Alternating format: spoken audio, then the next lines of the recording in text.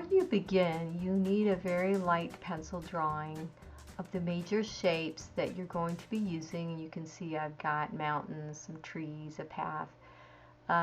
Draw very lightly. I darken this so you can see it, but just slight bit of outlining is all you need to start with. Earlier I created the sky, which I did with a wet and wet, and my goal here was to have some white areas showing the clouds and a blue sky and just sort of fluffy clouds. So I did that. I also put in some masking fluid in a few spots as the orange. You can see that is a figure and some dots for some small flowers. Next thing is I'm doing here is I'm putting in the mountains. The mountains is the Grand Tetons. The mountains are quite a ways away, but there is some color there. I'm using a violet basically color. I mixed up a good bit of it, and so I'm painting that in. The color will dry lighter, so it won't be quite as strong as this. The other thing you've got to do when you're working with watercolors, you always have to be aware of where the edges of that color will be. So the mountains are overlapping the sky, so I can be very particular about that edge, but as it goes down, I want to remove some of my paint so that I will soften that bottom edge. What you want to do here is lift off the color at the bottom without adding extra water, because you will get into trouble when you add that extra water. I'm also bringing the color down, and I'm aware of where the light green of the grass is going to be, but so I don't want a purple in that area, but the pine trees are going to be overlapping the mountains, so I am just going ahead and pulling that color down. I'm not really worrying about that area.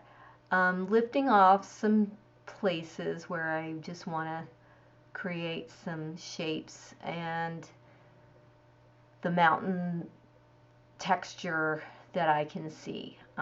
So that's basically what I'm doing in the mountain area. I'm going to complete this area, and then I will let this area dry. In watercolor, you always have to work in sections so that you don't let one area bleed into another area. Now I'm ready to do the path that's coming forward. So I'm going to be mixing some yellow with a few other colors to create a tannish color, which is going to be painted in and will be going into the foreground as well as the going into the middle and distance. So I'm just mixing that and going to be painting that in.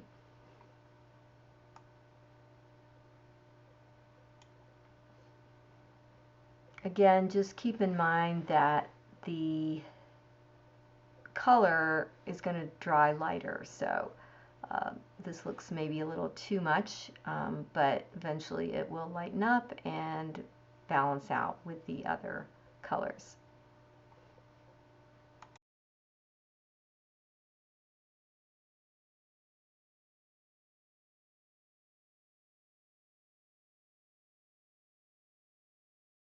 When I finish this path, I'm going to let that area dry before I do the next section.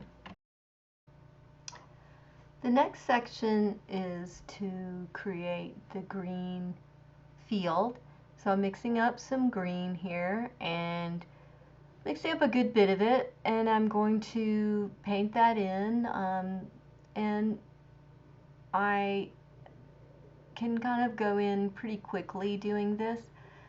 The other thing is the pine trees are going to be darker than the grass field. So I can just very loosely, don't have to worry about that. I can just go in and put in the green all the way and overlapping that area where the pine trees are going to be. Also, remember, I have the masking fluid on the figure, so I can paint right up to and overlapping that figure. I just have to be careful where I'm placing the green in relationship to the path that I have created. So once I get in this base layer, I can go back in with other layers of green and enhance that. So again, because the pine trees are darker, I am not worried about that. I am keeping in mind that edge where the grass meets the pine trees, but I don't have to worry about getting the green into the pine tree area because they're going to overlap the grass area.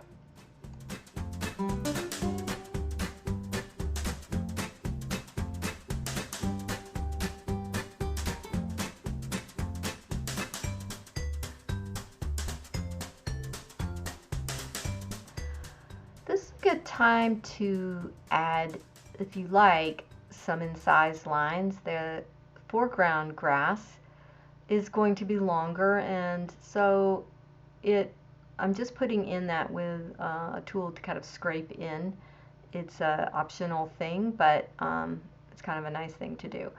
So at this point too, I can go in with more colors of green and see what else I want to add in terms of the grassy areas. I'm also using some green paint.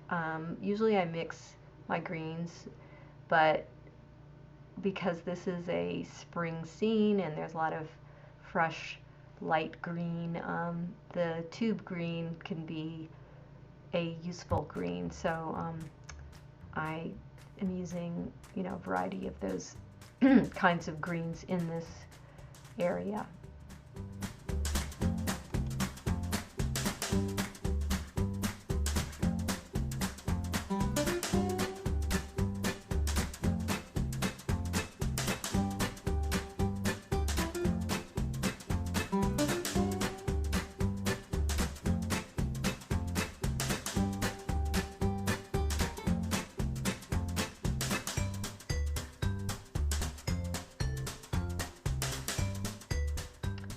Now that I've got the path in, I want to go back into the mountains and put a little more color. They had a bluish tinge, and I think some of the blue came from shadows from the clouds. It was a very bright day and there were big puffy clouds. So I'm putting in some other colors that I see. I ended up making the mountains very purpley, and in my photograph they were didn't quite have that strong of a purple color, but just going with that and just adding in different little dabs of color that I think would look good.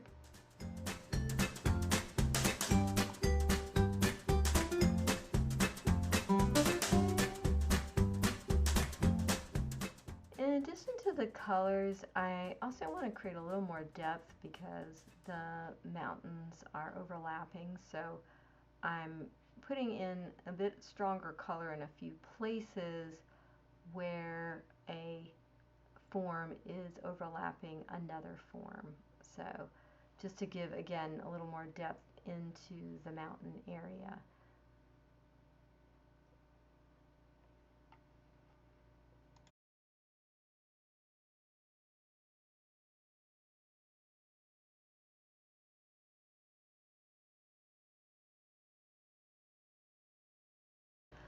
What I'm doing now is I am going to be mixing up some greens, and I want to put in the darker pine trees. So those are fairly dark colors, so I really am gonna go in there with some strong color and place those trees into that middle ground area.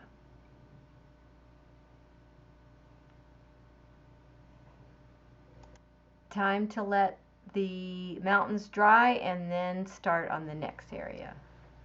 So when I'm putting in these trees, I'm thinking about the way the tree grows and the basic shape that is basically kind of a Christmas tree shape.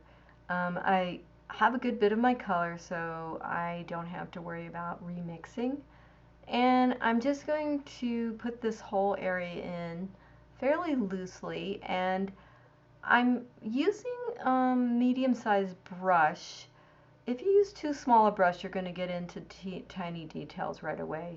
But use the brush that feels comfortable to you. You want to, even if you, you could even practice just a few trees on a separate piece of paper if you want to just get familiar with sort of marks that are going to create that tree look. So basically just putting that in, and I'm overlapping the mountains because the trees overlap, and I'm keeping in mind the horizon line or the edge of where the grass ends, the field ends, and the tree line starts. So I've already put that in on my drawing, so I know where that is, and I'm keeping that in mind as I'm putting in these trees.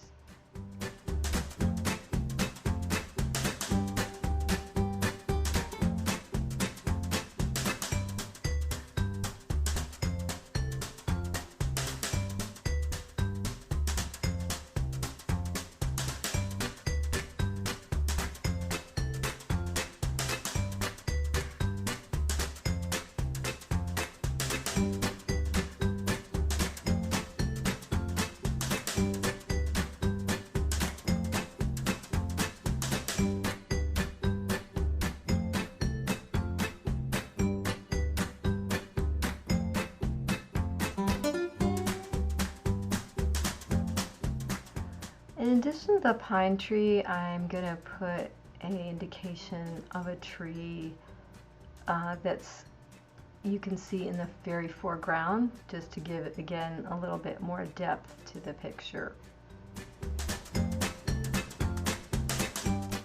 When you're finished with the trees, let that section dry.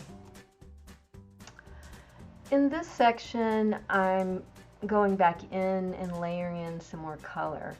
This was a grassy field. It had a lot of color in it. It was a full area. This was springtime. So I want to really build that color up more. My original layer was kind of a yellow-green, and now I'm putting in some more greens. I'm actually using mainly my mixture of blue and yellow, but I'm also using some actual green paint, which will kind of add in again that fresh spring colors that that were present in this scene.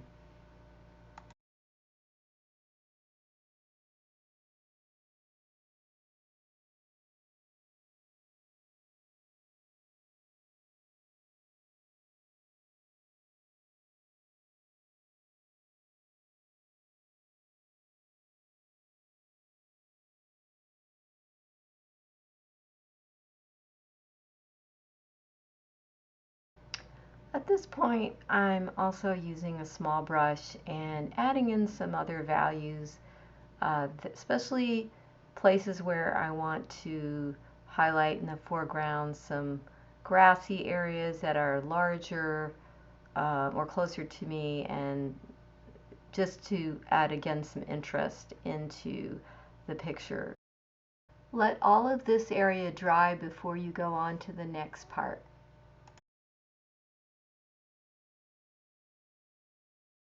In this section, I'm removing the masking fluid, which I had placed in the areas that I wanted the paper to remain 100% white. So this material is like a rubbery material, and it will come off with rubbing.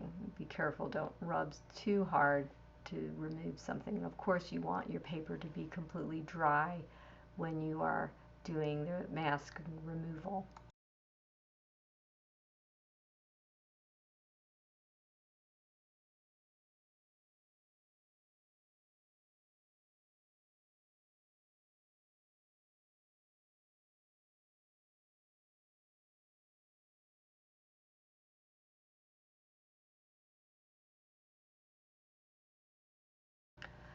After I've removed the masking fluid, I can go in with a small brush and add little details. There's a figure on the path, and of course this is a very small area, so I'm using a smaller brush, and I'm suggesting the figure without much detail. And with my brush I can go in and use some little dabs here and there to add a little, again, a little more interest to the foreground and shadows and things that will give it more depth again. So at this point I'm getting really to my finishing touches on the painting. Here I'm adding again a little more color into the green, just going in and finding a few more places I want to add interest. And this is the part that, you know, most of your decisions have been made, so it's kind of a fun time to put in a little bit more. What I'm trying to do here is suggest forms without getting too picky about it, and just kind of keeping everything in the same type of mode. So if I wanted to use even a smaller paintbrush in the foreground to make really detailed flowers, that would be okay, but you just have to think about where you want your focal point to be. And so because there's a path and there's a figure, usually the figure is a focal point, so I don't want to take too much away from that part of the picture.